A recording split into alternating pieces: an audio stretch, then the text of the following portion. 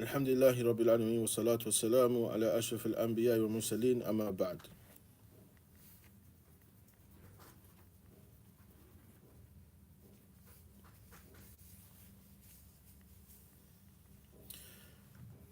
Hadith number 34 according to the English, and some Arabic copies, one is 42. Um,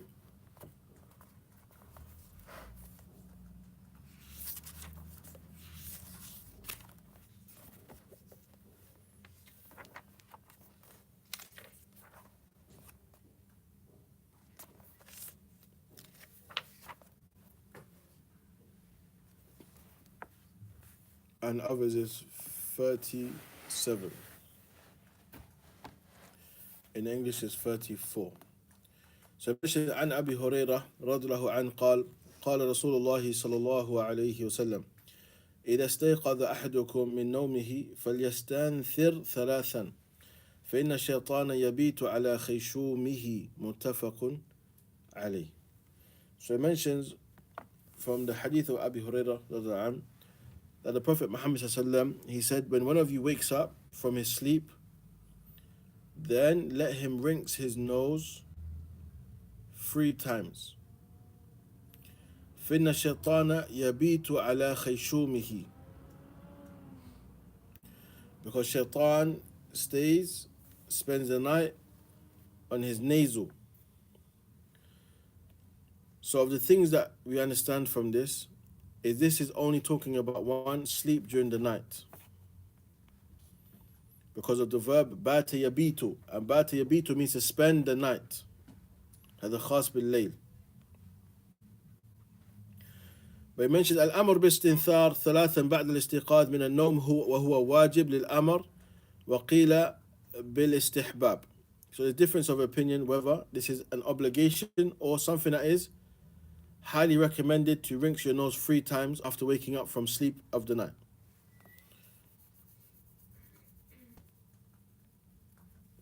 And that is استنثار هو إخراج الماء من الأنف بعد الاستنشاق.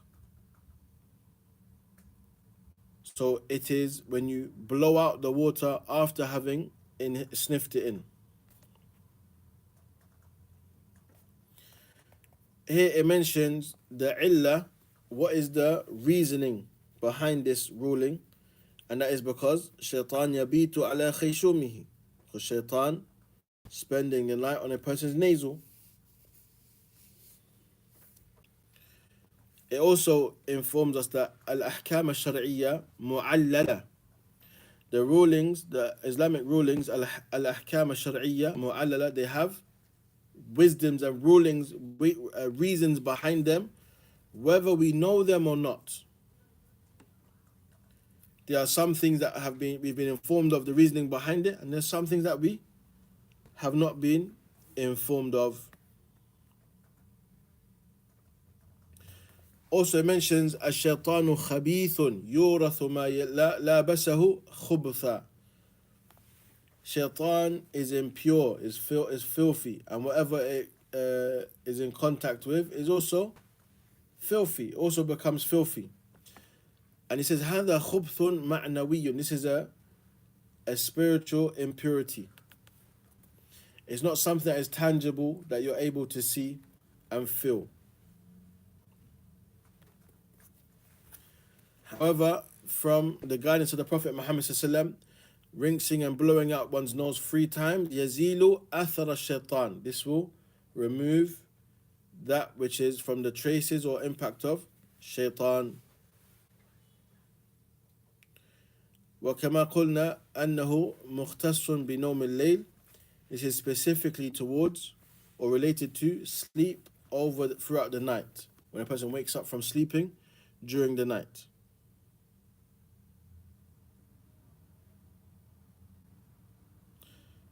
And that is because in another narration by At-Tirmidhi and Ibn Majah, it says إِذَا اسْتَيْقَظَ أَحْدُكُمْ مِنَ اللَّيْلِ.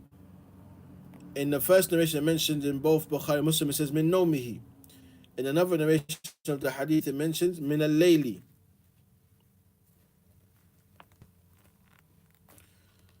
Also, هذا الحكم لا يختص بمن أراد الوضوء.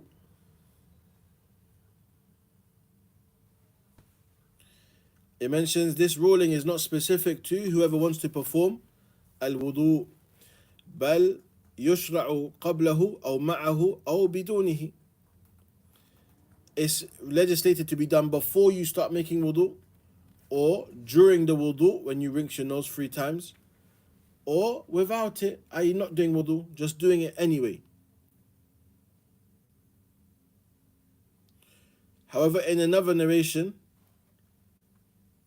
that comes in Bukhari also, another narration that Bukhari has of this hadith from, it mentions, إذا استيقظ أحدكم من منامه فتوضأ فليستنثر 3.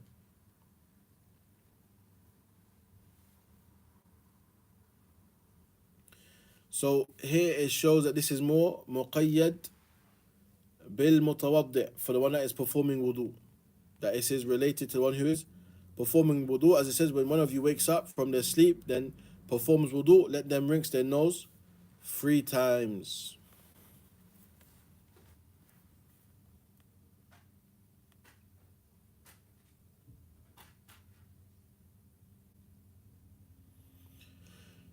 Was mentioned أن هذا الشيطان هو القرين الملازم للإنسان فلا يبعده ذكر ولا تعوذ ولكن ذلك يقي من شره بإذن الله. That the shaitan that is being referred to is the one that is with every single person, that doesn't leave them. And no dhikr or refuge will send them away. Rather, it protects you from the evil. The dhikr and ta'awwud, which is saying a'udhu billahi minash shaitanir rajim, and the likes, the ta'awwudat. Rather, this protects you from the evil of that qareen. It does not distance them from you.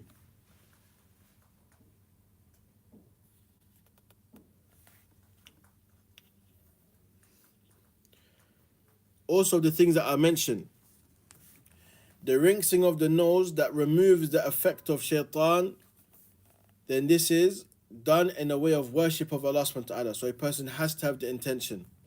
When doing it, a person has to have intention that they're doing it to remove the evil traces of a shaitan.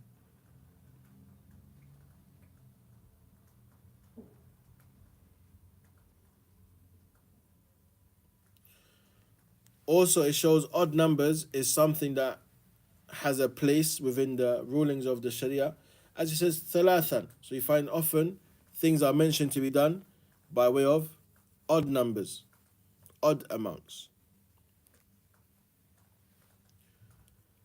Also, the hadith is restricted to 3 times. So to do it more than this is opposing the sunnah, opposing the teachings of the Prophet Muhammad sallallahu alayhi wasallam.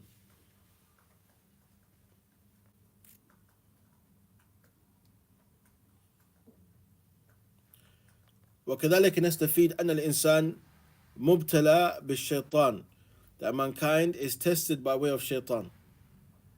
Mankind is tested by way of a shaitan.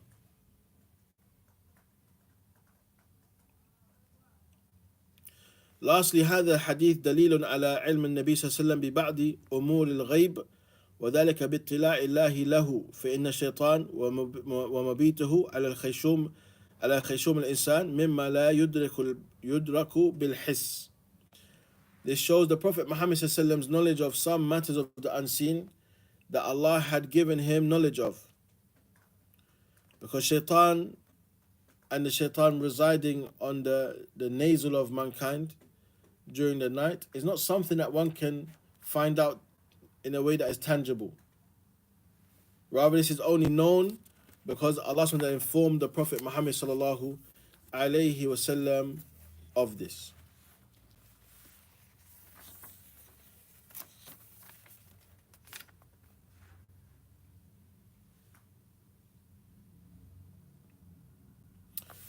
وعنه, يعني the next hadith, وعنه يعني وعن أبي هريرة أيضا, also from أبي هريرة رضي الله عنه قال قال رسول الله صلى الله عليه وسلم إذا استيقظ أحدكم من نومه فلا يغمس يده في الإناء حتى يغسلها ثلاثا فإنه لا يدري أين باتت يده متفق عليه وهذا لفظ مسلم.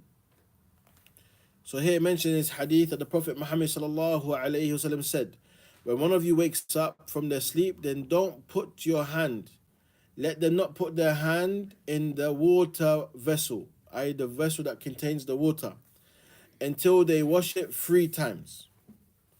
So for example, in some situations, people store water in barrels. They may not have water in a tap in that kind of situation, but their water will be stored in barrels. So prior to putting your hand in that water, i.e. to make wudu, for example, you should extract some with a tool and wash your hand 3 times. You wash your hand 3 times before putting your hand in the container that contains the water. What was the reasoning behind this? Al-illa madhkura fil hadith. The illa mentioned the hadith. فَإِنَّهُ بَاتَتْ يَدُهُ, because he doesn't know where his hand spent the night. He doesn't know where his hand spent the night.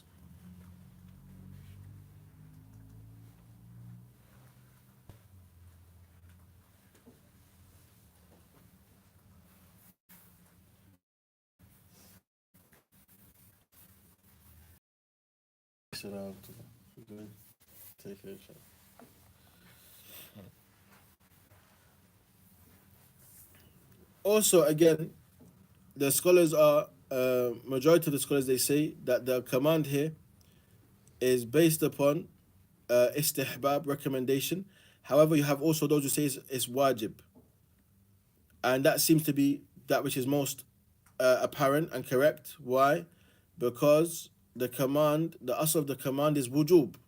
The asl of the amr, the asl of the command is that it's an obligation, just like the asl of the prohibition is tahrim, that is prohibited. So here we have the prohibition. The prohibition, which is فَلَا يَغْمِسْ يَدَهُ. Don't let him put his hand in the container of water until it's been washed. Now,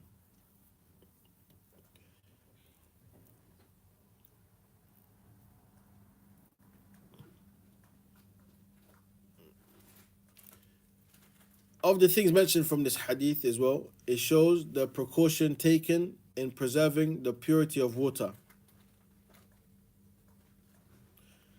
The measures taken to preserve the purity of water. It also shows the caution taken within Islam in avoiding doubtful matters. In avoiding that which is doubtful.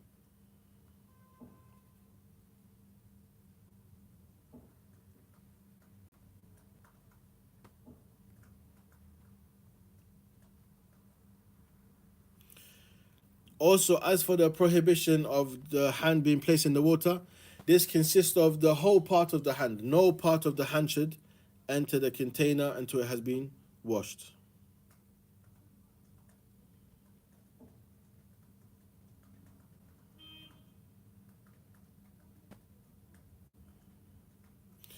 And it shows once a person has washed their hand, then it's permitted for them to put their hand directly into the container that contains the water.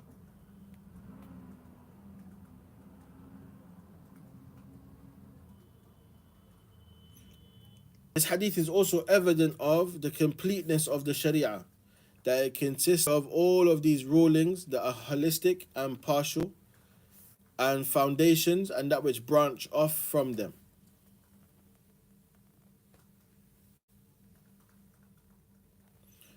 And again, similar to the previous hadith, this is not ليس مختصا بمن أراد الوضوء. It's not specific to the one who wants to perform al-wudu. Rather, it is am, it's general. For anyone who wants to use that water.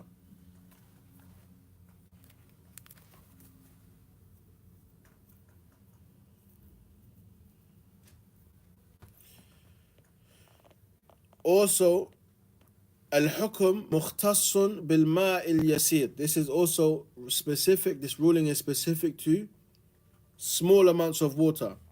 As for the large amounts of water that does not become impure, then this does not apply. There's no problem in doing so.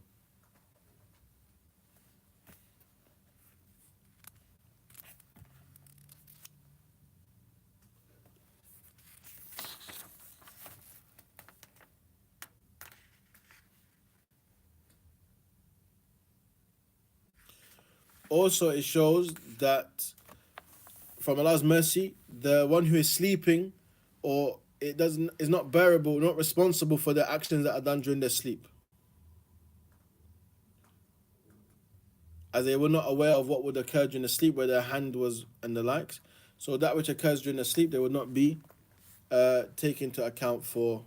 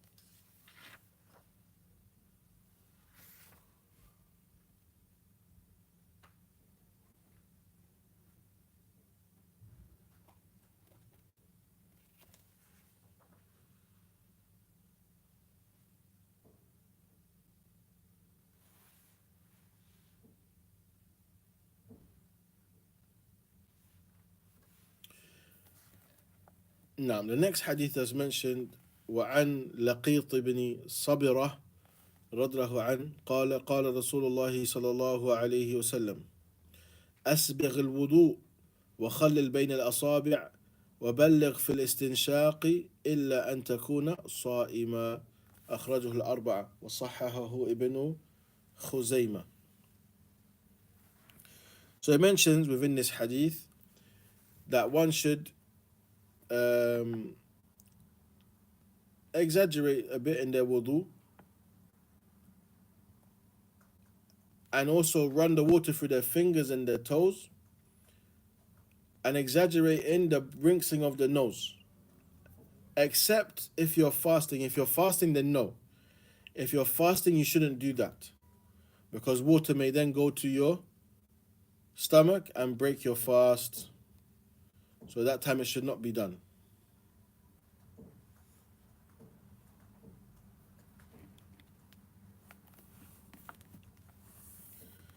And also in another narration in Abi Dawood, it mentions إذا توضأت فمضمض, and if you perform wudu, then rinse your mouth. Then rinse your mouth.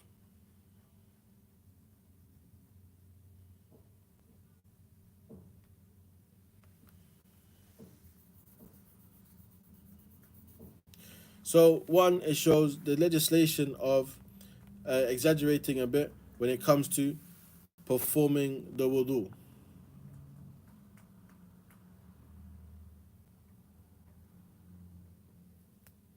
and ensuring that all parts of the body that have to be washed, the water reaches it. And that is an obligation based on the hadith, وَيْلٌ لِلْأَعْقَابِ مِنَ النَّارِ, woe to the ankles from the fire. I.e., if a person does not get the water, wash their ankles when performing the wudu, or the heels as well, then that is emphasizing the obligation of making sure all the parts of the body that need to get wet, the water reaches it. Also, it shows the istihbab, the encouragement that is recommended to make sure that you you run your in between your fingers, wash in between your fingers, and going in between your fingers and in between your toes. And as we mentioned, the only time it's not prohibited, it's not encouraged, sorry, to emphasize in rinsing your mouth and nose is when you are fasting. If one is not fasting, then it is encouraged to exaggerate a bit, to emphasize more so in the wudu.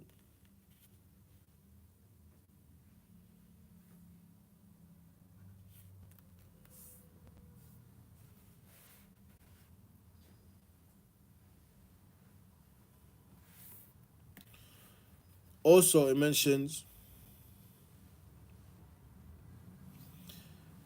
that the legislation of rinsing the nose based on the hadith of the Prophet in Sahih Muslim, it says, إذا توضأ أحدكم فليجعل في أنفه ماء ثم لينتثر. It mentions when one of you performs wudu, then let them put some water in his nose and then blow it out. فليستنشق بمنخريه من الماء. And then another version mentions, and let him rinse his nose, his nostrils with water.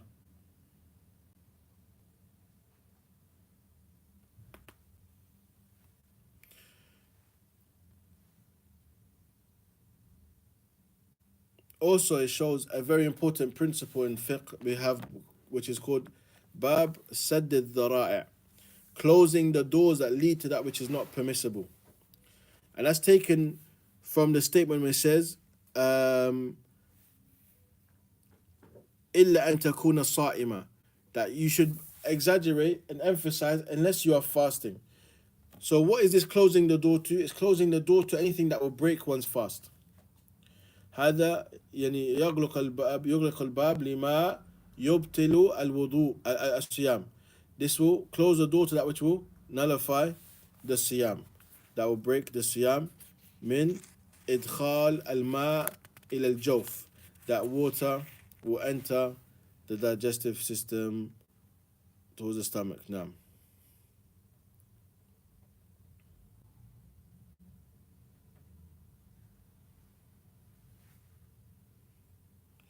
also it shows us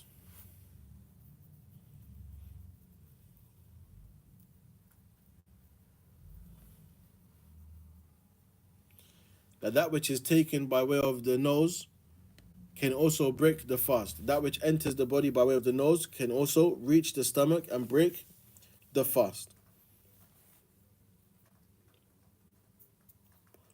Also, and again, another principle of fiqh, قاعدة فقهية, is دع ما يريبك إلى ما لا يريبك, leaving off that which is doubtful for that which does not give you doubt. So anything that will doubt the authenticity of your siyam, then you should leave this off.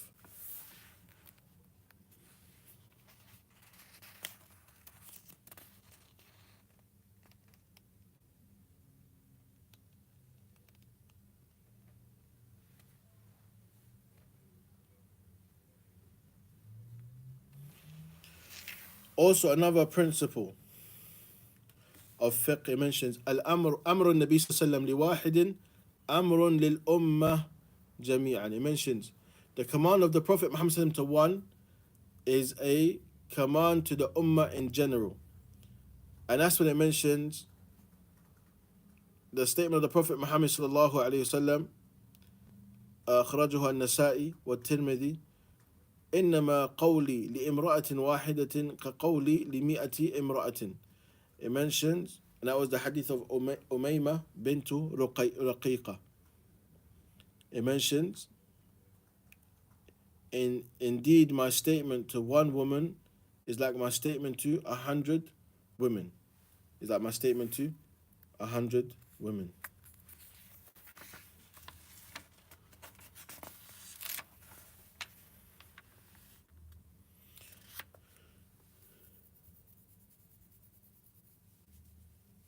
Also, as we mentioned, another principle of fiqhiyah, that repelling the evils is muqaddam ala husul al-maslaha.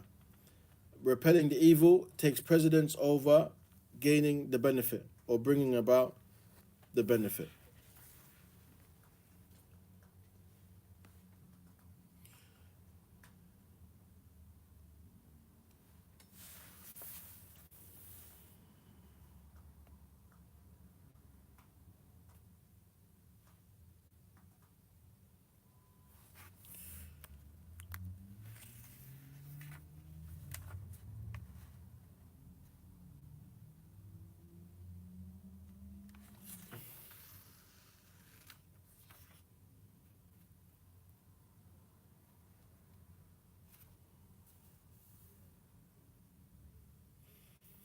The next hadith عن عثمان رضي الله تعالى عنه أن النبي صلى الله عليه وسلم كان يخلل لحيته في الوضوء أخرجه الترمذي وصححه ابن خزيمة.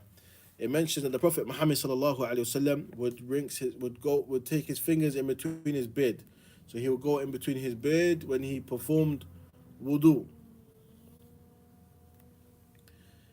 So it shows that the Prophet ﷺ had a thick beard.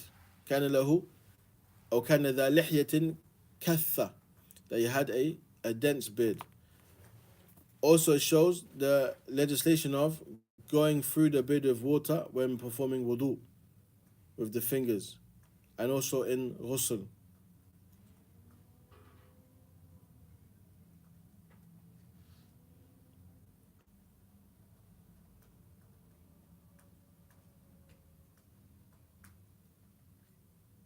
Also,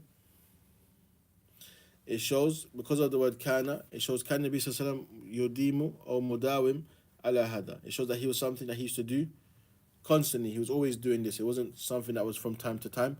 Rather, it was a normal practice of the Prophet Muhammad sallallahu alayhi wasallam.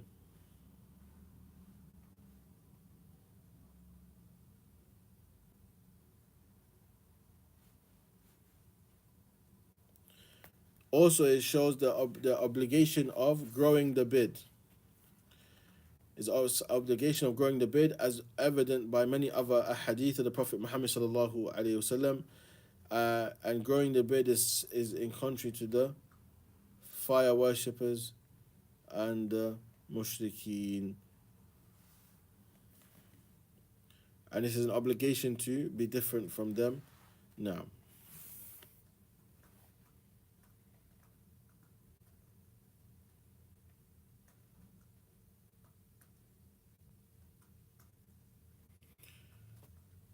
So those are a number of hadith regarding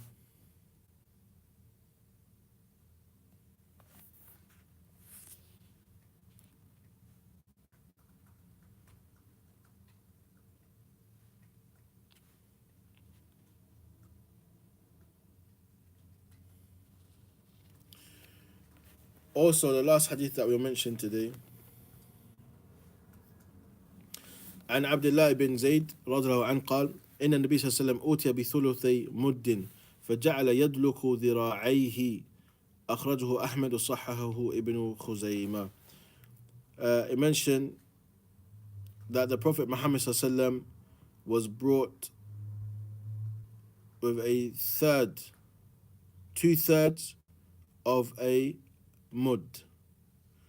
2/3 of a mud. And a mud is the equivalent of like 2 hands grasp, the amount that will fill your 2 hands together like this. That is considered a mud. And that shows using a sufficient amount of water in performing wudu.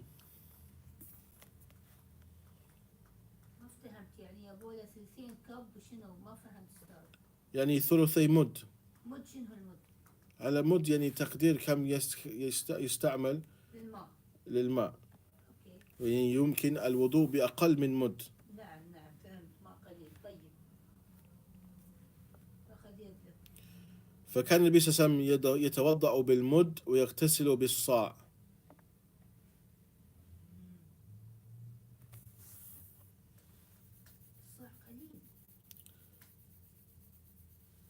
نحن الله المستعان مسرفون. We use too much water. وسبحان الله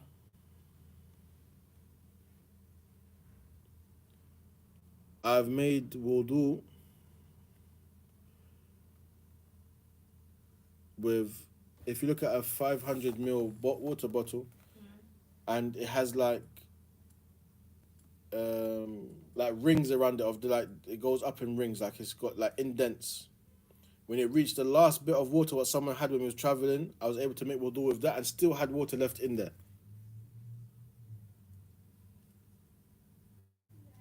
And that would say about,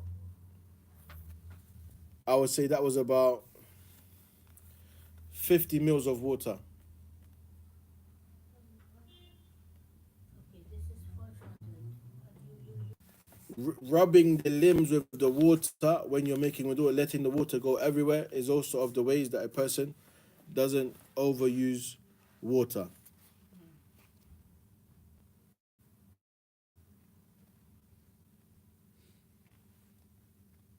Can you repeat that last point? And rubbing the whole limbs, like massaging the water into your limbs when you're washing your limbs, is also of the ways that saves water. الاقتصاد في الماء الوضوء بهذا الطريقة.